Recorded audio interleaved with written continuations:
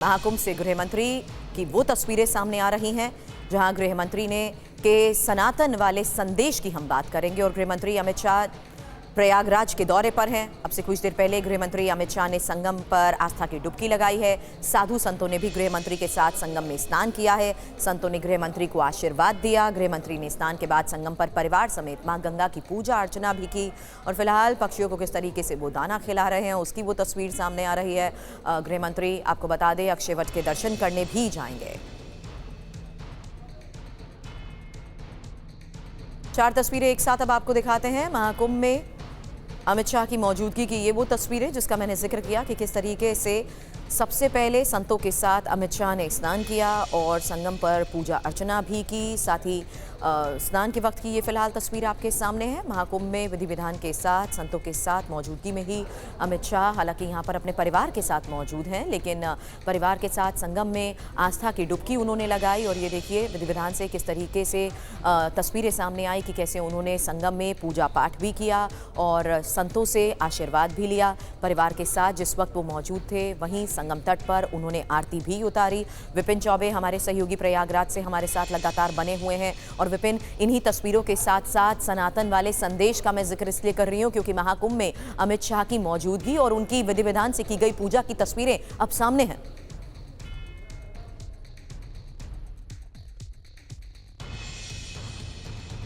हर तस्वीर के एक मायने, एक मैसेज होता है। और आज का स्नान करके उन तमाम सनातनियों को, उन हिंदू धर्म में आस्था रखने वाले लोगों को भी एक संदेश है कि हम भी इसी धर्म से आते हैं, हम भी इसी सनातन परंपरा से आते हैं और हम बेशक देश के सर्वोच्च पदों में से एक देश के गृह मंत्री की कुर्सी को संभाल रहे हों, लेकिन आज भी हमारी आस्था है और हम अपने आस्था, अपने पूजा पद्धति का पूरा ध्यान रखते हैं।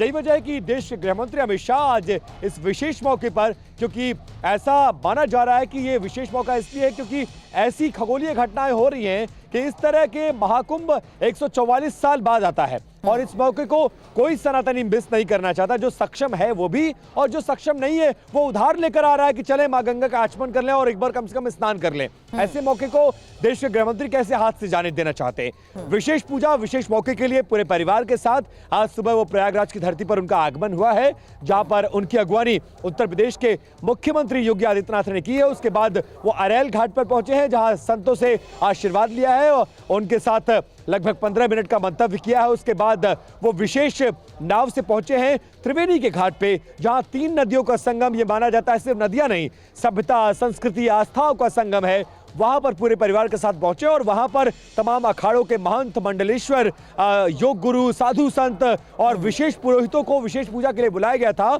और न सिर्फ गृह मंत्री अमित शाह के परिवार और उन्होंने मां गंगा में स्नान किया है, बल्कि तमाम पुरोहित और तमाम साधु संतों ने, अखाड़ों के महंतों ने उनके साथ इस स्नान में भाग लिया है। और विशेष पूजा लगभग आधे घंटे तक मां गंगा का आचमन, पूजा और वैदिक मंत्रोच्चार के साथ किया गया है। और अब वो गंगा में उनका विशेष नाव विचरण करते हुए, क्योंकि ये वो मौका होता है जब साइबेरिया के पक्षी अपना देश छोड़कर उस ठंड से बचने के लिए प्रयागराज के मां गंगा में आते हैं, तो उन पक्षियों को दाना खिलाते हुए आगे बढ़ रहे हैं। अक्षय वट जाएंगे, अब से थोड़ी देर बाद अक्षय वट जाएंगे और वहां भी दर्शन कर संतों के साथ मुलाकात जब होगी, इस बारे में आगे भी आपसे जानकारी लेंगे। विपिन, शुक्रिया फिलहाल पूरी जानकारी के लिए आपका।